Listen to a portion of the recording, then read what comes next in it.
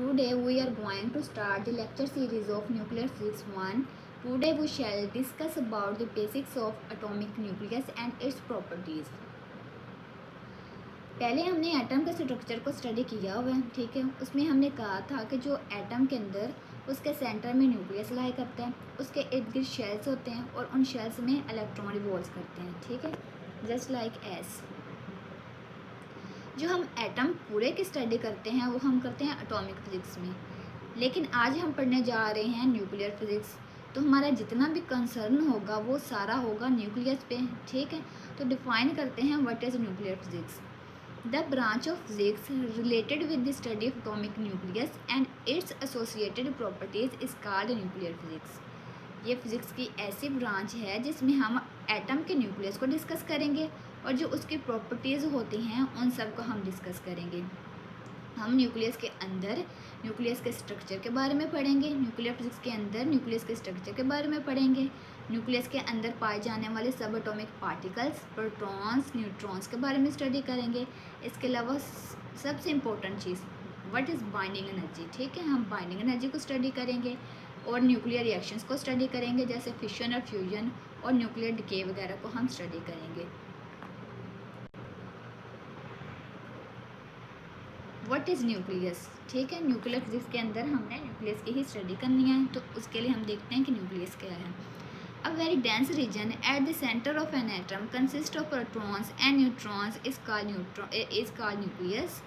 It was discovered in 1911 by Rutherford. हम बहुत दफ़ा पहले पढ़ चुके हैं कि 1911 में रदरफोर्ड ने जब गोल्ड फॉइल पे एक्सपेरिमेंट किया था, ठीक है, तो वहाँ पे हमने देखा जो एटम का ज़्यादातर मैस होता है वो उसके सेंटर में लाई करता है। इसका मतलब कि एटम का जो सेंटर होता है वो बहुत ज़्यादा डेंस और भारी होता है, ठीक है। तो जो एटम का टोटल मैस होता है, जो एटम का टोटल मैस है वो उसके सेंटर में लाई करता है, उस डेंस रीजन में लाई करता है। तो वो जो डेंस रीजन होता है उसको हम न्यूक्लियस कहते हैं।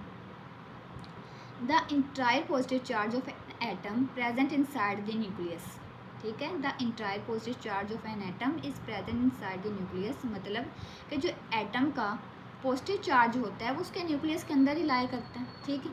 हमें पता है कि जो न्यूक्लियस है वो प्रोटॉन्स और न्यूट्रॉन्स से मिलकर बना होता है। अब जो प्रोटॉन हैं वो पॉजिटिव चार्ज पार्टिकल्स हैं और न्यूट्रॉन्स पे कोई चार्ज नहीं होता, तो इसलिए जो प्रोटॉन्स जो हमारे न्यूक्लियस है उस पर कौन सा चार्ज होगा, वो पॉजिटिव चार्ज होगा। और जब रदरफोर्ड ने एक्सपेरिमेंट किया था तो उसने तब भी बताया था कि जो एटम है उसका जो पॉजिटिव चार्ज है वो उसके न्यूक्लियस के अंदर ही लाई करता है, ठीक है। तो जो हमारा न्यूक्लियस होगा उस पर पॉजिटिव चार्ज होगा। और अब न्यूक्लियस हमारा प्रोटॉन और न्यूट्रॉन से मिलकर बना हुआ है, तो एटम्स के अंदर ये सेंटर में होता है और उसके इर्द गिर्द शेल्स के अंदर क्या करते हैं, इलेक्ट्रॉन्स रिवॉल्व कर रहे होते हैं।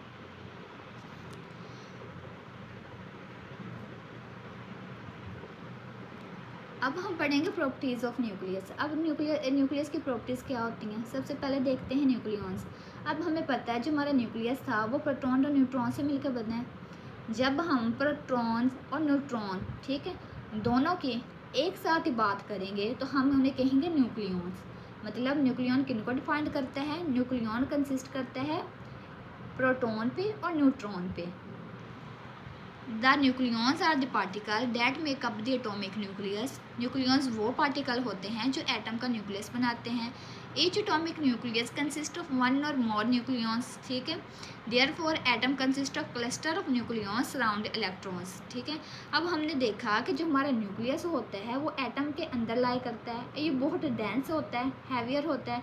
तो क्या होता है, इसमें क्लस्टर ऑफ न्यूक्लियॉन्स होते हैं। क्लस्टर न्यूक्लियॉन्स मतलब जो हमारे प्रोटॉन और न्यूट्रॉन्स होते हैं वो आपस में बाइंड किए हुए होते हैं, तो एक क्लस्टर सा बना देते हैं। तो वो जो क्लस्टर होता है वो आपस में मिलकर न्यूक्लियस बना देता है और जिसके इर्द गिर्द क्या होता है, हमारे इलेक्ट्रॉन्स रिवॉल्व करते हैं शेल्स के अंदर। There are two kind of nucleons called neutrons and protons, ठीक है। न्यूट्रॉन और प्रोटॉन्स दोनों को हम क्या कहेंगे, हम कहेंगे न्यूक्लियॉन्स। ये आप पिक में भी देख सकते हैं कि किस तरह जो हमारा न्यूक्लियस है वो प्रोटॉन और न्यूट्रॉन से मिलकर बनता है। उसके इर्द गिर्द शेल्स होती हैं, उन शेल्स में इलेक्ट्रॉन्स रिवॉल्व करते हैं। ये हमारा सारा स्ट्रक्चर है एटम का। लेकिन हम पढ़ रहे हैं किसकी, न्यूक्लियस की स्टडी को कर रहे हैं। तो जो हमारे न्यूक्लियॉन्स होंगे वो कंबाइन किसको डिफाइन करेंगे, न्यूट्रॉन्स और प्रोटॉन्स को। उसके बाद न्यूक्लियॉन्स में हमने कहा कि ये प्रोटॉन और न्यूट्रॉन्स पे मुश्तमिल होते हैं, ठीक है। जब प्रोटॉन और न्यूट्रॉन्स की बात करते हैं तो उसको हम न्यूक्लियॉन्स कहते हैं। अब प्रोटॉन्स क्या होते हैं? The proton is a subatomic particle present inside a nucleus. जो प्रोटॉन होते हैं वो सबएटॉमिक पार्टिकल होते हैं और कहाँ लाया करते हैं? हमारे न्यूक्लियस के अंदर। The proton has a positive charge having magnitude of 1.6 × 10⁻⁻19 coulomb. अब प्रोटॉन सब एटॉमिक पार्टिकल हैं और ये एटम के क्या न्यूक्लियस के अंदर ही लाया करते हैं। अब बेसिकली जो न्यूक्लियस पे पॉजिटिव चार्ज होता है ना, वो प्रोटॉन की ही वजह से होता है। अब जो एक प्रोटॉन होता है उस पे चार्ज का मैग्नीट्यूड कितना होता है? जो उसके पे चार्ज होता है उसका मैग्नीट्यूड होता है 1.6 × 10⁻⁻19 coulomb. The mass of proton is 1.673 × 10⁻⁻20 kg 27 kg, ठीक है, और 1.007 U। अब इसका क्या मतलब है? जब हम प्रोटॉन का मैस किलोग्राम में मेजर करते हैं तो वो होता है 1.673 × 10⁻⁻27 kg, और हमने प्रोटॉन को मैस को मेजर किया हुआ एक और यूनिट के अंदर भी, जो यहाँ पे नेक्स्ट लिखा है 1.0072760। अब इसका मतलब क्या? जो किलोग्राम हमारे पास होता है ये एक बहुत बड़ा यूनिट होता है, लेकिन जो हमारा एटम होता है उसका साइज़ भी बहुत कम होता है और उसके अंदर जो पाए जाने वाले सब एटॉमिक पार्टिकल्स होते हैं ना, न्यूट्रॉन्स, प्रोटॉन्स वगैरह, वो सब भी बहुत ज़्यादा स्मॉल होते हैं। तो इनको मेजर करने के लिए हम किलोग्राम के बजाय हम एक स्मॉलर यूनिट का इंतखाब करते हैं, और वो जो स्मॉलर यूनिट होता है उसको कहते हैं यूनिफाइड मैस स्केल। और इस यूनिफाइड मैस स्केल को रिप्रेजेंट किया जाता है यू से। हम अब नेक्स्ट सीरीज़ में इसको भी स्टडी करेंगे कि what is unified mass scale, ठीक है। और हमने छोटे लेवल पे देखा कि ये जो यूनिफाइड मैस स्केल होता है हमने इसको पढ़ा हुआ है as a relative atomic mass, ठीक है। तो जब हम एटम का मैस यूनिफाइड मैस स्केल में मेजर करेंगे तो वो होगा 1.0072760 U। The proton is a spin half fermion composed of 2 up quarks and 1 down quarks. अब इसका क्या मतलब है? सबसे पहले तो देखिए फर्मियंस क्या होते हैं। जो हमारे सब एटॉमिक पार्टिकल्स हैं, इलेक्ट्रॉन्स, प्रोटॉन्स एंड न्यूट्रॉन्स, ये सारे हैं फर्मियंस। क्योंकि फर्मियंस ऐसे पार्टिकल होते हैं जिनकी होती है हाफ ऑड इंटीजर स्पिन्स। तो ये जो हमारे सब एटॉमिक पार्टिकल हैं इन सब की जो स्पिन होती है वो हाफ स्पिन ही होती है, ठीक है। इन सब की स्पिन कौन सी होती है? हाफ स्पिन होती है। अब ये जो प्रोटॉन है ये हाफ स्पिन करते हैं, ठीक है। मेन प्रोटॉन न्यूक्लियस के अंदर रहते हुए अपने एक्सिस के इर्द गिर्द क्या करते हैं? स्पिन करते हैं, रिवॉल्व करते हैं। अब स्पिन और रिवॉल्व का मतलब ये है कि पार्टिकल अपने ही जगह पे रहते हुए अपने ही एक्सिस के गिर्द रिवॉल्व करते हैं, ठीक है। किसी दूसरी चीज़ के गिर्द नहीं रिवॉल्व करते, अपने एक्सिस के गिर्द रिवॉल्व करते हैं। जस्ट लाइक अ फैन, जिस तरह फैन क्या करता है? अपने एक्सिस के इर्द गिर्द क्या रिवॉल्व कर रहा होता है। सो इलेक्ट्रॉन, प्रोटॉन, न्यूट्रॉन्स, ये जो तीनों स्पिन करते हैं इनके स्पिन को हम एक वैल्यू साइन कर देते हैं। तो वो जो वैल्यू हमने साइन की वो हाफ, ठीक है, 1/2, मतलब they are spin half particles. तो हमने इनको एक क्वांटम वैल्यू साइन कर दी, ठीक है, जिसकी वजह से हम इन्हें कहेंगे they are spin half particles. अब यहाँ पे टर्म यूज हुई है क्वार्क्स। अब क्वार्क्स क्या होते हैं? एक टाइम था जब हम कहते थे कि जो एटम है उसको फर्दर डिवाइड नहीं किया जा सकता, ठीक है, और यूनिवर्स में जितना भी मैटर है वो एटम से मिलके बना हुआ है। यानी एटम जो है वो हमारा बेसिक बिल्डिंग ब्लॉक था, ठीक है। कोई भी अगर मैटर किसी चीज़ से बना था मतलब एटम से बना है तो वो एटम उसका क्या है? बिल्डिंग ब्लॉक्स हैं। फिर हमने कहा कि जो एटम है उसको हम फर्दर डिवाइड भी कर सकते हैं सब एटॉमिक पार्टिकल्स में। वो कौन से पार्टिकल्स थे? इलेक्ट्रॉन्स, प्रोटॉन और न्यूट्रॉन्स। अब क्वार्क्स क्या हैं? क्वार्क्स भी सेम इसी तरह है, ठीक है। अब जो क्वार्क्स हैं ना ये हमारे एलिमेंट्री पार्टिकल्स हैं। एलिमेंट्री पार्टिकल्स का क्या मतलब? कि जो प्रोटॉन्स और न्यूट्रॉन हैं इनको फर्दर सब डिवाइड किया जा सकता है, ठीक है। न्यूट्रॉन्स और प्रोटॉन्स के जो बिल्डिंग ब्लॉक्स होंगे ना जिनसे मिलके ये बने हुए होंगे उनको हम क्वार्क्स कहते हैं, ठीक है। जिस तरह एटम हम क्या करते हैं? हम मैटर को बनाने के लिए एटम का इस्तेमाल करते हैं ना, मैटर के बिल्डिंग ब्लॉक्स एटम होते हैं। इसी तरह जो क्वार्क्स होते हैं वो न्यूट्रॉन्स और प्रोटॉन्स के बिल्डिंग ब्लॉक्स होते हैं। अब जो एलिमेंट्री पार्टिकल्स होते हैं वो भी हमारे पास डिफरेंट टाइप्स के होते हैं, ठीक है। और इसी तरह जो क्वार्क्स होते हैं इनके भी 3 किस्म टाइप्स होती हैं। वो कौन सी टाइप्स होती है? Up, down and strange. तो जब 2 अप और 1 डाउन, ठीक है, क्या होगा जब 2 अप एंड 1 डाउन क्वार्क्स आपस में कंबाइन करेंगे, आपस में मिलेंगे, तो वो एज अ रिज़ल्ट हमें क्या बना के दे देंगे? वो हमें एक प्रोटॉन बना के दे देंगे। तो हम कह सकते हैं जो हमारा प्रोटॉन है वो 2 up quarks and 1 down quark से मिलके बना हुआ होता है।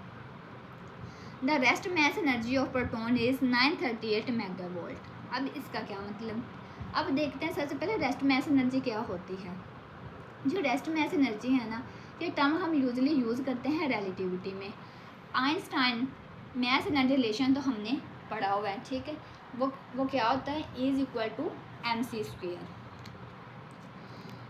जो मैस है, ठीक है, वो हम रेस्ट मैस एनर्जी में हम ये कह सकते हैं कि किसी भी चीज़ का जो मैस होता है ना, वो दरअसल एनर्जी की कंडेंस फॉर्म होती है, ठीक है। जो मैस होता है वो क्या होता है? एनर्जी को ही हमने कंपैक्ट किया होता है और वो हमें मैस बना के दे देती है। अब जो आइंस्टाइन मैस एनर्जी इक्वेशन है, ठीक है, वो हमें क्या बताती है कि मैस को एनर्जी में कन्वर्ट किया जा सकता है और एनर्जी को मैस में कन्वर्ट किया जा सकता है।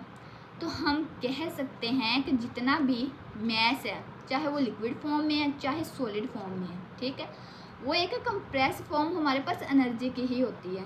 हम एनर्जी को कंप्रेस करके क्या बनाते हैं? मैस बनाते हैं, ठीक है। This is according to the Einstein mass energy relation, कि जितना भी हम मैस यूनिवर्स में जितना भी मैस है वो क्या है? वो एक कंडेंस फॉर्म है एनर्जी की। मतलब ये कि जितनी ज़्यादा हम एनर्जी को कंबाइन करेंगे, कंपैक्ट करेंगे, तो क्या होगा? हमें उतना ही ज़्यादा मैस भी मिलेगा। अब इसको एक इस तरह से भी हम कह सकते हैं कि फ़र्ज़ करें 1 kg हमारे पास मैस है, ठीक है, तो उस 1 kg मैस को बनाने के लिए हमने कितनी एनर्जी को वहाँ इकट्ठा किया, कितनी एनर्जी को वहाँ इकट्ठा किया होगा कि वो 1 kg मैस हमारे पास बन गया होगा। तो उस एनर्जी को हम कहेंगे रेस्ट मैस एनर्जी, ठीक है। अब जो आइंस्टाइन हमारे पास इक्वेशन है, आइंस्टाइन मैस एनर्जी इक्वेशन, उसमें हमने देखा इज इक्वल टू mc² होता है। वहाँ पर मैस के साथ c² मल्टीप्लाई हो रहा होता है। तो हम किसी भी चीज़ की रेस्ट मैस एनर्जी को मालूम कर सकते हैं इस रिलेशन से, ठीक है। जो c का स्क्वायर है वो दरअसल एक बहुत लार्ज वैल्यू है और c यहाँ पे स्पीड ऑफ लाइट है, ठीक है, और स्पीड ऑफ लाइट का हमने स्क्वायर लिया हुआ है। c की वैल्यू होती है 3 × 10⁸ मीटर पर सेकेंड। अब इसका स्क्वायर लिया हुआ है तो ये कितनी लार्ज वैल्यू हो जाएगी? इज इक्वल टू mc² है, ठीक है। अगर देखा जाए, अगर हम थोड़ा सा mass is equal to mc² equation में पुट कर देते हैं तो जो मैस होगा वो क्या होगा? वो c² से मल्टीप्लाई हो जाएगा। जब वो c² की वैल्यू से मल्टीप्लाई हो जाएगा तो वो थोड़ा सा मैस कितनी ज़्यादा हमें वैल्यू देगा, मतलब वो थोड़ा सा मैस जब c के स्क्वायर से मल्टीप्लाई होगा तो हमें एनर्जी की बहुत बड़ी वैल्यू दे देगा, ठीक है। क्या करेगा? जब वो थोड़ा सा मैस मल्टीप्लाई होगा c² से तो वो हमें एनर्जी की बहुत ज़्यादा वैल्यू दे देगा, ठीक है। तो इसको हम कहते हैं रेस्ट मैस एनर्जी। का मतलब किसी भी मैस को बनाने के लिए हमने लार्ज अमाउंट ऑफ एनर्जी को कंप्रेस किया होता है, तो वो हमारा होता है रेस्ट मैस एनर्जी। तो जो रेस्ट मैस एनर्जी होगी प्रोटॉन की वो 938 मेगा इलेक्ट्रोवोल्ट होगी। इसका क्या मतलब कि जो हमने 1.673 × 10⁻⁻20 kg, ठीक है, ये एक प्रोटॉन का मैस लिया है ना, उसको बनाने के लिए, ठीक है, कितनी एनर्जी को कंप्रेस हमने किया होगा? 938 मेगा इलेक्ट्रोवोल्ट को, ठीक है। अब हमने ये भी देखा कि जो हमारा प्रोटॉन होता है वो 2 अप क्वार्क से बना होता है और 1 डाउन क्वार्क से बना हुआ होता है, ठीक है। नेक्स्ट है जी न्यूट्रॉन। अब हमने प्रोटॉन को डिस्कस किया, अब देखते हैं न्यूट्रॉन्स क्या होते हैं। Neutron is a subatomic particle, it has no charge. अब न्यूट्रॉन भी सब एटॉमिक पार्टिकल है, न्यूक्लियस के अंदर लाई करता है, ठीक है, इस पर कोई चार्ज नहीं होता और न्यूक्लियस के ऊपर पूरा का पूरा चार्ज किसकी वजह से होता है? प्रोटॉन की वजह से होता है। The mass of neutron is 1.675 × 10⁻⁻20 kg और 1.006565 U, यानी यूनिफाइड मैस स्केल में न्यूट्रॉन्स का मैस कितना होगा? 1.006865 U।